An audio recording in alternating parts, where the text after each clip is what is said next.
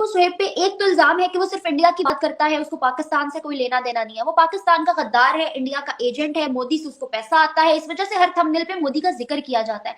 दूसरी जानिब मंदिर की बात को लेके बहुत ज्यादा हाइप क्रिएट की जा रही है कि मंदिर की बात करने की मुसलमान लड़के की हिम्मत कैसे हुई। तो मुझे बताएं, जब कोई खबर आती है मार्केट में तो क्या उसको कवर करना किसी यूट्यूबर, किसी सोशल एक्टिविस्ट, किसी सहाफी का फर्ज या हक नहीं हो सकता?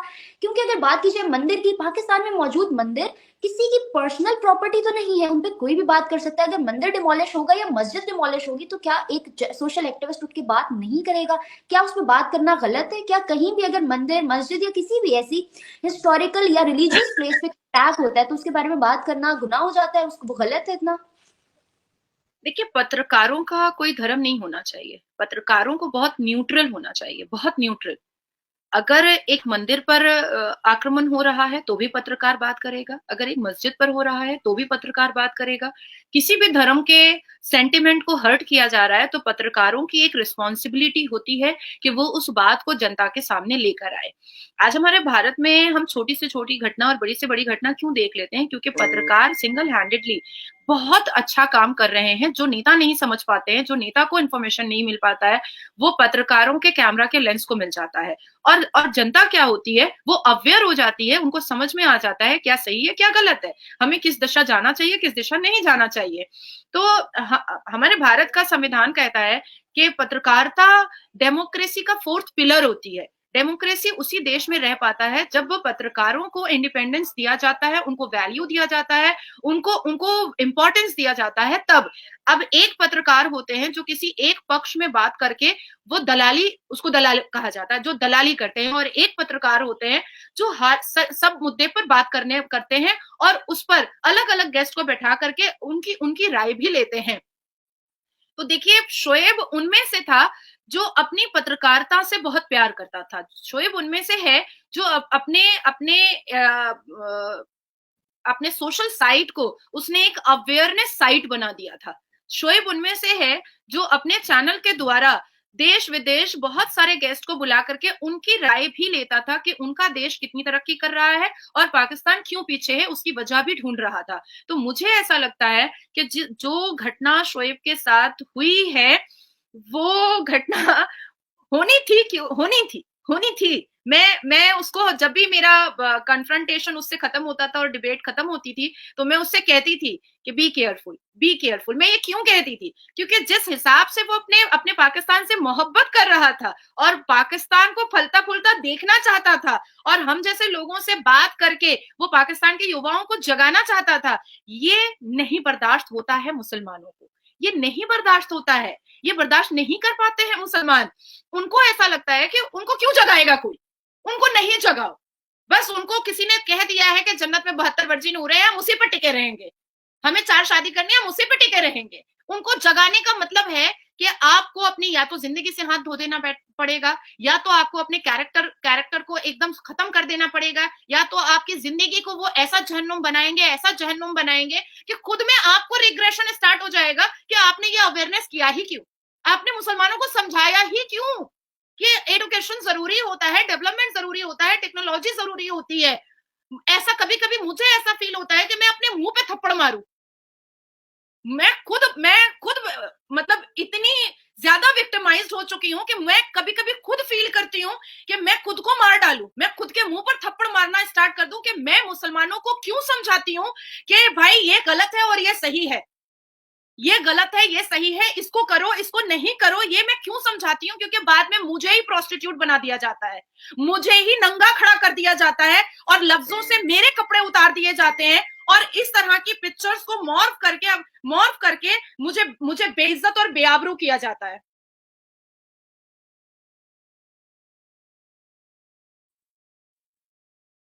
ये हाईकोर्ट में केस चल रहा है, अभी भारत के हाईकोर्ट में केस चल रहा है।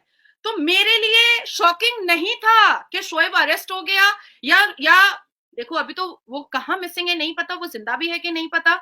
उसको आपके यहाँ ऑर्गन ट्रैफिकिंग वगैरह होती है, आज बलोच के लोग क्यों बैठे हुए हैं? अपने अपने गुमशुदा लोगों को ढूंढने के लिए ही तो इतना बड़ा नारा लगा रहे हैं, इतना इतना अत्याचार सह रहे हैं। तो मुझे नहीं पता, लेकिन हाँ, मैं अल्लाह से दुआ करूंगी कि वो सही सलामत हो और दोबारा फिर से नाजिया दीदी को इनवाइट करे और मैं उसको खूब झाड़ू फिर से। तो मैं जरूर चाहूंगी। और लेकिन जो तकलीफ मैं सह रही हूं मुसलमानों से, यहाँ पर 14% मुसलमान है महविश, पर जो तकलीफ इन मुसलमानों ने एक औरत को होते हुए मुझे दिया है, वो तो मर्द है और वो तो इस्लामिक देश में रह रहा है, तो उसका तो ये तकलीफ सहना वाजिब हो गया है। क्योंकि आप मुसलमानों के भीड़ में अच्छी बातें नहीं कर सकते हैं, आप मुसलमानों को नहीं समझा सकते हैं, आप मुसलमानों को नहीं बता सकते हैं कि अच्छी चीजें क्या होती हैं और बुरी चीजें क्या होती हैं। मैंने कपड़े पहने हुए हैं महविश, जरूर मैंने कपड़े पहने हुए हैं, लेकिन जब तुम मेरे कमेंट को देखोगी ना तो तुमको लगेगा नाजिया तो नंगी खड़ी है। अभी मैंने तुमको सिर्फ एक ऑडियो सुनाया है, सिर्फ एक ऑडियो, और ऐसे ऑडियो मेरे पास 5 लाख से ऊपर है, 5 लाख से ऊपर है, जिसमें मुझे ये तक बोला गया है कि दोनों टांग दो घोड़े के टांग में बांधेंगे और तेरा शरीर चीर करके जितनी देर घोड़ा घसीटेगा उतनी देर मुसलमान तुझे बलात्कार करेगा। ये सब होता है। और जिसकी तस्वीर मैंने दिखाई है, मॉर्फ पिक्चर, जिसके ऊपर केस किया है मैंने, वो उसको मुसलमान नेता ने नेपाल भगवा दिया है, उसका वारंट इशू हुआ है। वो आज कलकत्ता आएगा, वो अरेस्ट हो जाएगा। वो एयरपोर्ट से आए, ट्रेन से आए, कहीं से भी आए यामिन शकील, वो अरेस्ट हो जाएगा। लेकिन उसका नाम यामिन शकील है, और अरेस्ट हो जाएगा, किसी भी तरीके से आएगा अरेस्ट हो जाएगा, बस अड्डे पर आएगा वहां पर अरेस्ट हो जाएगा। तो वो नेपाल भाग गया है, वो नेपाल में खुद को छुपाया हुआ है। तो मैं खुद भुक्तभोगी हूँ, मैं भारत के मुसलमानों ने मुझे छोड़ा कहाँ है। तो वो तो बेचारा एक फिलैंथ्रोपिस्ट होकर के, वो तो मतलब एनाकोंडा के मुंह में हाथ डाल दिया था, वो तो घड़ियाल के मुंह में हाथ डाल चुका था। नाजिया जी, आप मुस्लिम होके सफर कर रही हैं, सुहेब मुस्लिम होके सफर कर रहे हैं, और न जाने कितने ऐसे लोग सफर कर रहे हैं इस चीज को। लेकिन अगर हम स्मृति ईरानी जी की बात की जाए, वो तो हिंदू होके सऊदीया गई, उन्होंने हज की बात की, प्रमोट किया, उनको तो किसी सनातनी ने, किसी हिंदू ने पकड़ के घसीटा नहीं, उनको तो किसी ने कुछ नहीं कहा, क्योंकि उनके लिए तो फ्रीडम था, वो कुछ भी कर सकती है। वो चाहे मुस्लिम कम्युनिटी को प्रमोट करें, चाहे वो हज की बात करें, रोजे की बात करें, फर्ज नमाजों की बात करें, या सऊदीया जाए, उनपे तो ऐसा कोई इल्जाम या कोई एलिगेशन नहीं लगाई गई। क्या वजह है? यही तो महविश में हमारी बदकिस्मती है ना, कि हम मुसलमान होकर के मुसलमानों के पक्ष में बात करते हैं, उनको जगाने की बात करते हैं, उनको इम्प्रूव और डेवलपमेंट बताने की बात करते हैं, उनको शिक्षित होने की बात करते हैं, और हमें ही नंगा कर दिया जाता है, हमें ही बेआबरू और बेइज्जत कर दिया जाता है। और इतना बेइज्जत कर दिया जाता है कि शायद मतलब जिंदगी ना जीने का भी दिमाग में आ जाता है। सनातनी में ऐसा नहीं है। हिंदू धर्म is really a very beautiful धर्म। हिंदू धर्म में इम्प्रूवमेंट, डेवलपमेंट, फ्रीडम, ये सारी चीजों को बहुत महत्व दिया जाता है। और स्मृति ईरानी जी हिंदू धर्म से हैं, और क्योंकि हिंदू धर्म में महिलाओं को देवी माना जाता है, देवी स्वरूप देखा जाता है, तो वो मक्का मदीना होकर के आई है।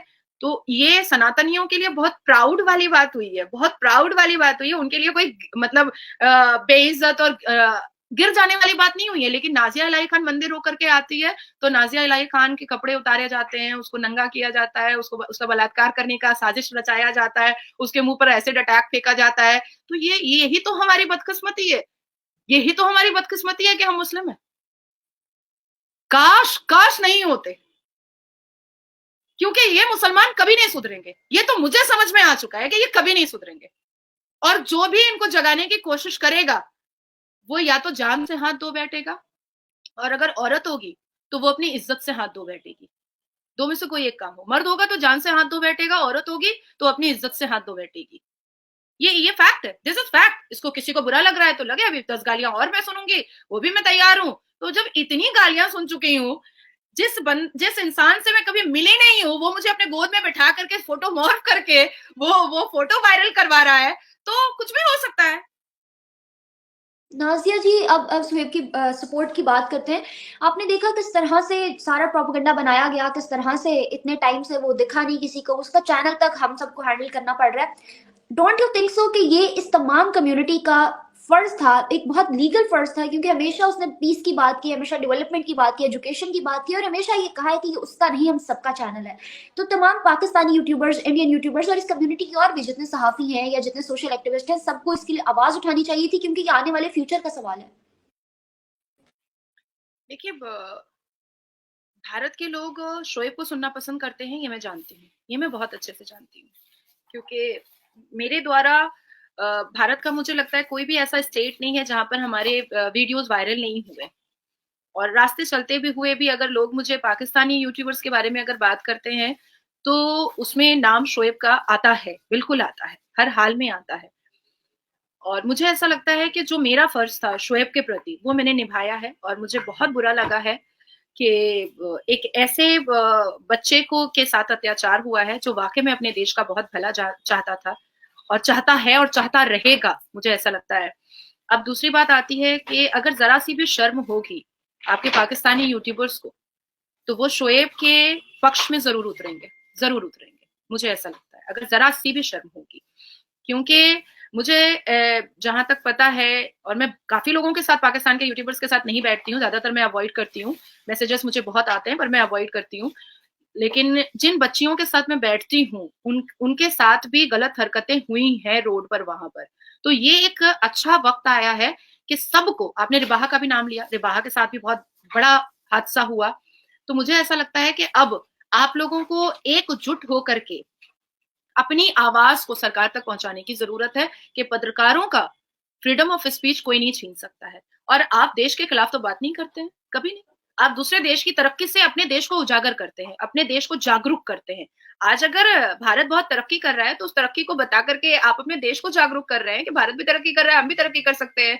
अमेरिका की तरक्की आप बताते हो, आप सऊदी अरबिया की तरक्की बताते हो, आप ओमान की तरक्की बताते हो, ईरान ने वीजा फ्री किया, आपको बुरा लगा कि क्यों वीजा फ्री किया, हमारे लिए क्यों नहीं किया। तो हमें भी तरक्की करना चाहिए। तो हर चीजों में एक पॉजिटिव थॉट है आप लोगों का। आप लोग कोशिश कर रहे हो कि बस कैसे भी पाकिस्तान के यंगस्टर्स और पाकिस्तान के लोग जाग जाएं और पाकिस्तान एक तरक्की याफ्ता देश हो जाए। यही तो आप लोग चाह रहे हो, आप लोग कुछ बुरा तो नहीं चाह रहे हो। तो अभी मुझे ऐसा लगता है कि पहला पहल जो है वो पाकिस्तान के यूट्यूबर्स को एकजुट होकर के करना चाहिए और शोएब के पक्ष में बात करनी चाहिए। क्योंकि आपके लिए ये बहुत बड़ा धक्का होगा कि इतना अच्छा फिलैंथ्रोपिस्ट और इतना अच्छा विसल ब्लोअर, इतना अच्छा सोशल एक्टिविस्ट आप लोगों को खोना नहीं चाहिए। ऐसा ही है Nazia ji, last but not the least, अगर मेन स्ट्रीम मीडिया की बात की जाए तो वही बात जब मेन स्ट्रीम मीडिया करता है तो उसको पोर्ट्रे किसी और तरीके से किया जाता है। वही एक सोशल एक्टिविस्ट ने उठ के की, इस वजह से क्योंकि उसकी ऑडियंस इंडिया की है, इस वजह से क्योंकि उसे लोग देखना पसंद इंडिया से करते हैं, पाकिस्तान में इतनी डेवलपमेंट की बात कोई सुनना नहीं चाहता, इसलिए उसके अगेंस्ट प्रोपेगेंडा बनाना या व्यूअरशिप का चक्कर है। क्या लगता है आपको? देखिए मुसलमानों में लालच तो है ही, मैं तो बोलती ही हूँ बाप बड़ा ना भैया सबसे बड़ा रुपया। पर उन्हीं मुसलमानों की भीड़ में से जब कोई देश के हित में काम करता है, जब कोई सोशल अवेयरनेस पे काम करता है और बिना किसी फायदे के करता है, अपने वक्त को दे करके काम करता है, तो उनकी आंख में चुभने लगता है। आपने आज मुझे बैठाया है, मैं आपको अपना आधा घंटा दे रही हूँ, मेरा क्या फायदा है? मेरा तो कोई फायदा नहीं है। मेरा तो आधा घंटा मैंने दे दिया आपको, मेरा तो कोई फायदा नहीं है। इवन आपका भी कोई फायदा नहीं है। आप एक अवेयरनेस फैला रहे हो। नाजिया जी, कोई मैसेज देना चाहें आप सुहेब को और उसकी वापसी के लिए, कोई होपफुल मैसेज मैं आप ऑडियंस मैसेज को? देना चाहूंगी शोएब को, शोएब जल्दी आओ, मुझे तुमसे झगड़ा करना मैं बहुत मिस कर रही हूँ। क्योंकि जिस हिसाब से मैं तुमसे झगड़ा करती थी और उंगलियां उठा उठा करके तुमसे बात करती थी, आज मैंने तुम्हारे ही चैनल पे उस चीज को मैंने मिस किया है। और एक्चुअली में I miss you a lot. मुझे बहुत बुरा लगा है कि तुम्हारे साथ इतना बड़ा हादसा हुआ है। I really miss you a lot. Humanity के एज पर ह्यूमैनिटी, इंसानियत सबसे बड़ी चीज होती है मेरी नजर में।